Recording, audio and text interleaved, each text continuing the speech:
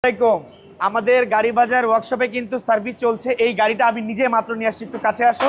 এই গাড়িটা আমি মাত্র নিয়ে আসছি, এটা গাড়ি বাজার বিডির জন্য গাড়িটা কেনা হয়েছে।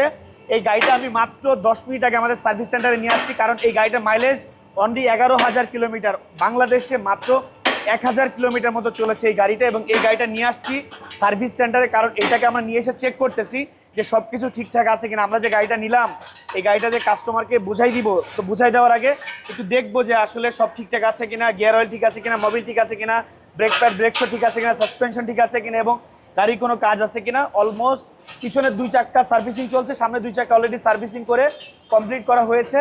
দেন জাস্ট আমরা এটাকে কমপ্লিট করে এই করোলা ক্রসটা কিন্তু গাড়ি বাজার বিডিতে কালকে ডিসপ্লে হবে। বাট একটা রিকন্ডিশন গাড়ি আপনি শোরুম থেকে কিনলে যে কন্ডিশনে পাবেন, আমাদের এই করোলা ক্রস যেটা 2022-এর মডেল, এটাও সেম অ্যাজ ইট ইজ একদম কন্ডিশনে আছে। বাট আজকে এটা জাস্ট কন্ডিশনটা কি অবস্থায় আছে সেটাই কিন্তু আমরা জাস্ট দেখতেছি। তো ইনশাল্লাহ এটা জেনারেল সার্ভিসিংটা কমপ্লিট হওয়ার পরে আমরা পলিশ করে ওয়াশ করে দেন কালকে আমরা গাড়ি বাজারে ডিসপ্লে করে দেবো ইনশাল্লাহ। আসসালামু আলাইকুম।